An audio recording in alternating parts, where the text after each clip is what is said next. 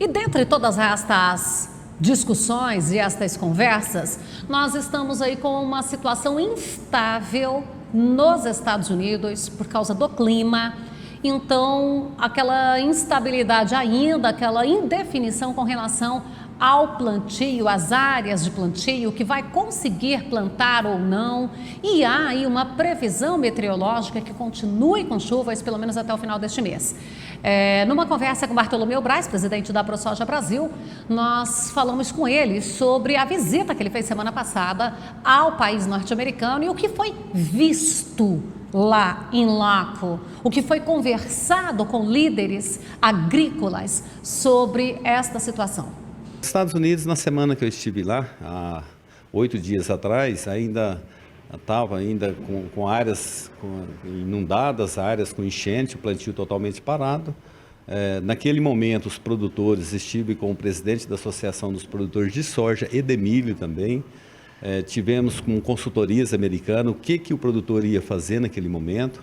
A janela do milho já estava praticamente no final e o produtor estava, muitos optando pelo seguro, acreditava sim que aqui os produtores iriam passar para a soja, mas a soja, por não estar sendo muito rentável e também por não ter variedades adequadas para suprir essas áreas que estavam ficando sem plantar, dificilmente passariam para a soja. E o produtor, naquele momento, estava optando por buscar o seu seguro, deixar a área sem plantar, porque as que foram plantadas também, elas estavam com baixa tecnologia, lixiviação, enfim, a ureia, que é um produto, fertilizante que eles usam muito, é líquido. Então, isso estava comprometendo muito. A gente, como produtor rural, viu as áreas, elas estavam mesmo com baixa potencial produtivo. Agora, a expectativa é de como vai acontecer. E nessa última semana, pela automação, pela capacidade de plantio, eles plantaram mais, lá, plantaram bastante. Os números estão falando que chegaram a quase 90%, mas a gente não acredita numa boa produção. A soja também está atrasada no país.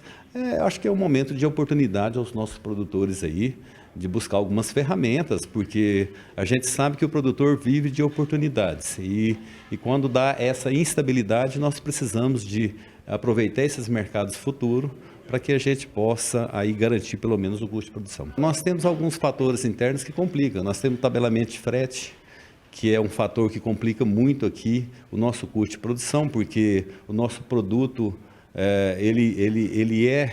a referência dele é no mercado internacional, é nas bolsas de Chicago, nós temos o prêmio que regula um pouco, mas isso traz essa instabilidade de termos mais competitividade nesse momento. Nós poderíamos estar tendo aí R$4, R$5 a mais dos nossos preços de soja se não fosse esse injusto tabelamento de frete que foi praticado. Então, essas questões internas inibe muito, principalmente, o avanço e o crescimento das áreas nesse ano.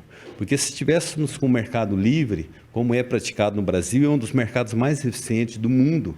Quando o produtor, o empreendedor brasileiro, o empresário brasileiro, ele faz grande parte das suas negociações antecipadas, esse momento ele fica inibido devido a essas circunstâncias que tem no Brasil. Mas está, sim, um momento que a gente tem que ter o custo de produção na mão. Nós temos um dos maiores custos esse ano de produção do Brasil e é hora da gente buscar isso junto às nossas consultorias e travar partes dos negócios para não chegar no final com muito grão e, lógico, que quando tem muito grão tem preço baixo.